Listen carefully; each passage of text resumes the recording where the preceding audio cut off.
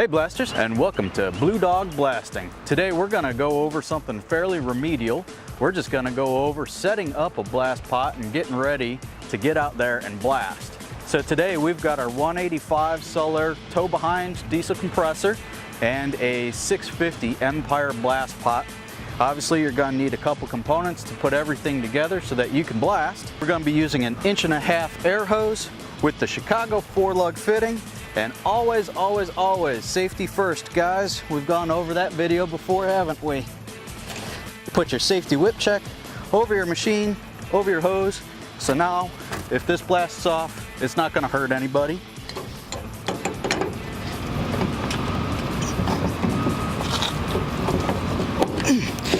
And all of the Chicago fittings for your air hose are quarter twist. Push it in, twist it, and you'll hear it pop. And that's because it's locked in. And we all remember this little guy. Always use a safety pin. All right, so now we have air coming from the compressor into a 1-inch hose. We've got to make it go to our blast pot. Same 2-lug Chicago fitting on here. Same deal here. Whip check. Take your whip check, put it over your machine. And now, if something were to happen, it's only going to go so far. Always stay safe out there. That way you can get out there and blast tomorrow. Oh, you...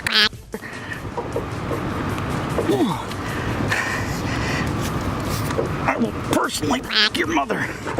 There we go. So now that you have air from your compressor going to your blast pot, obviously you need to hook up a blast hose so that you can get all your abrasive out to where you're blasting. So let's do that.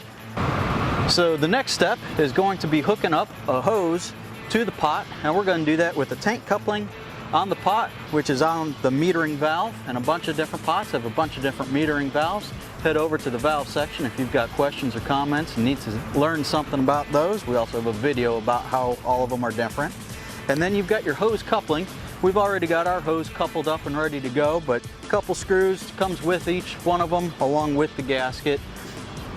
And these are going to be 2-lug instead of the Chicago fittings for the air side, which are going to be either 2-lug or 4-lug, but it is a different lug style altogether. And it's going to work in the same way where you just push. After you put your whip check onto your pot, you just push and twist lock it in. It's a little quarter twist, and once again, make sure you put a safety clip or a safety pin into that hole. All right, so now we've got air to the pot. Pot's gonna get pressurized. Everything's gonna start blasting out through our hose.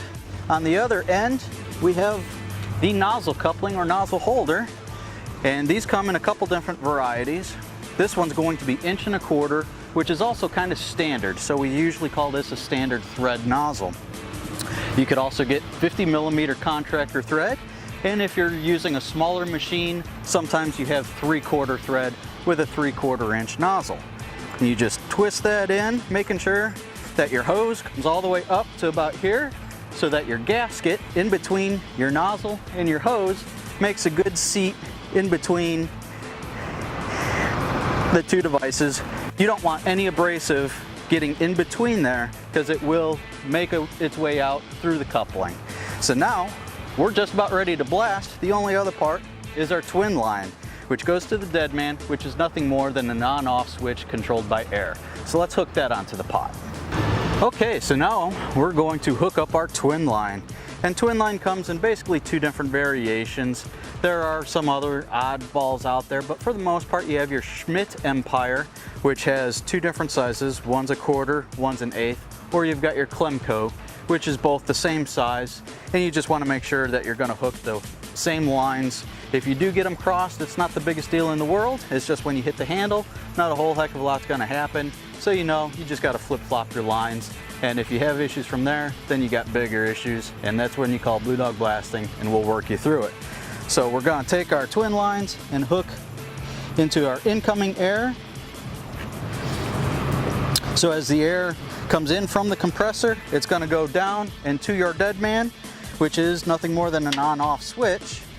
And when that gets triggered and we want air to come back, we have to have it on the other side to tell the pot to let air in, turn one or two of the valves, pop that pop up, and let it pressurize so that you can get up there and blast.